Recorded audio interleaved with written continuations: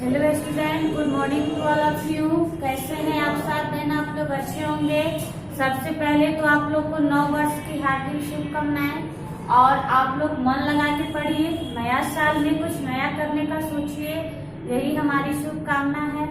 तो आइए, जैसे कि हम लोग पिछले डे पढ़ रहे थे विज्ञान पार्ट 17 का पौधों में जनन के बारे में क्लास 7 में, तो ये चैप्टर खत्म हो गया था। इसका हम लोग को अभ्यास करना है।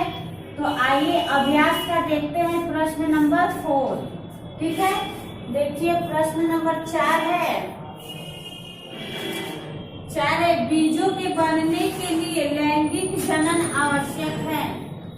बीजों को बनने के लिए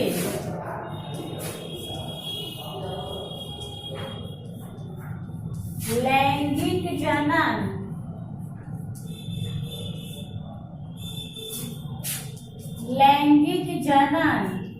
आवश्यक है। बीजों को बनने के लिए लैंगिक जनन आवश्यक है। क्यों?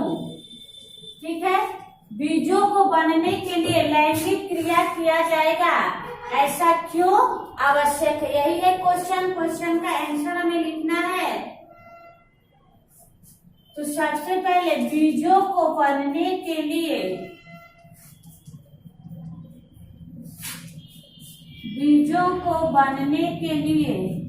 लैंगिक जनन आवश्यक है।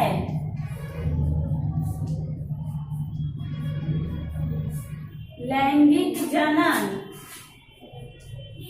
आवश्यक है क्योंकि लैंगिक जनन आवश्यक है क्योंकि बत्तिकाग्र पर चिपकते ही परागकण में अंकुर निकलता है। बत्तिकाग्र पर चिपकते ही परागकण में अंकुर निकलता है, यानी बीज परागकण में अंकुर निकलता है।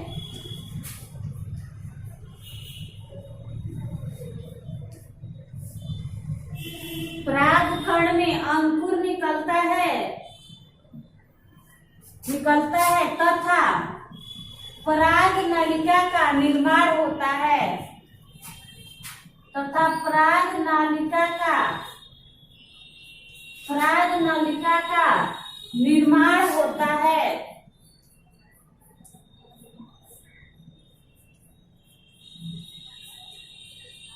तथा पराग नलिका का निर्माण होता है।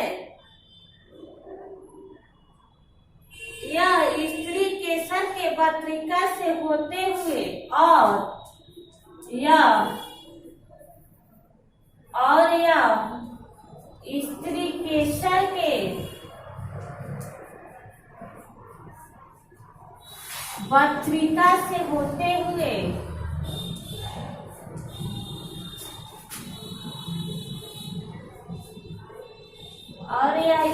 केसर के पत्रिका से होते हुए बीजांड तक जाता है। होते हुए बीजांड तक जाता है।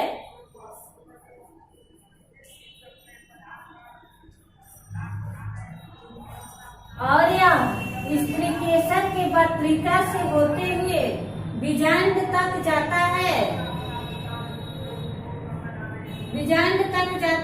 इसी नली से पराग नर युग्मक के रूप में बीजांड से मिलता है।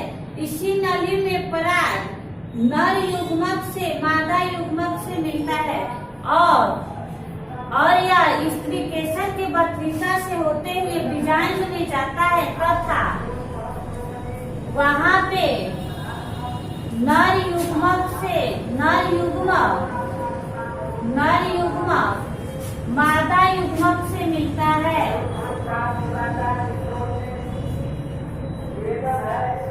नर युग्मक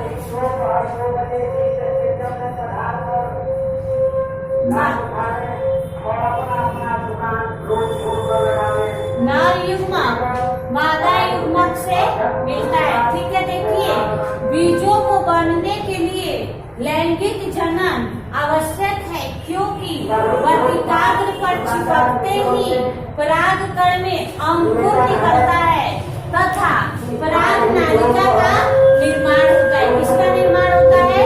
पराग नालिका का।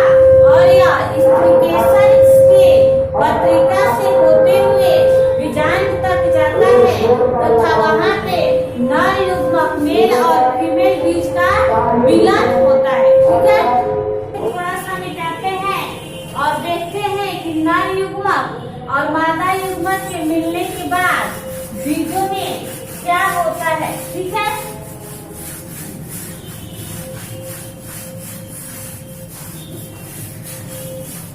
इसके बाद देखिए नर युग्मक तथा मादा युग्मक से, नर युग्मक जो है मादा युग्मक से मिलता है, जिसे जिसे जिसे निषेचन कहा जाता है, जिसे निषेचन फर्टिलाइजेशन कहा जाता है, जिसे फर्टिलाइजेशन कहा जाता है, जिसे फर्टिलाइजेशन कहा जाता है।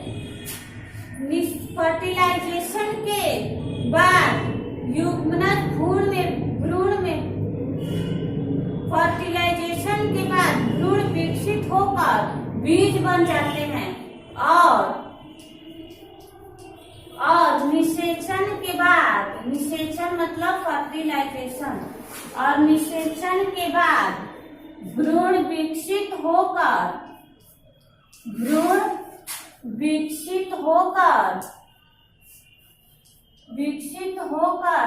बीज बन जाता है।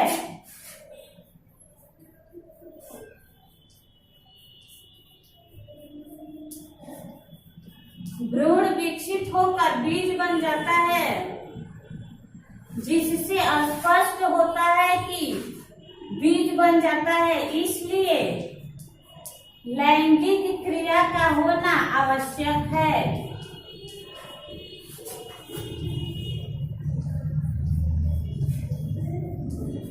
इसलिए लैंगिक क्रिया का होना आवश्यक है। ठीक है, सबसे पहले कि लैंगिक क्रिया में क्या होता है कि नर और मादा जिसमें दोनों क्रियाएं मिलती हो, नर और मादा जिसमें दोनों मिलते हो, उसे लैंगिक क्रिया कहते हैं। ठीक है, तो इसलिए जो है बीजों के निर्माण के लिए लैंगिक क्रिया जरूरी है, क्योंकि इसमें नर युग्म और मादा युग्म, फीमेल गेमेस्टिक और मेल गेमेस्टिक का क्या होता है? मिलन होता है। तो ये क्वेश्चन आपका कंप्लीट हो गया, इसे नोट कर लीजिए। अगले डे हम अगला क्वेश्चन पढ़ेंगे। आज का क्लास इतना ही। ओके, धन्यवाद।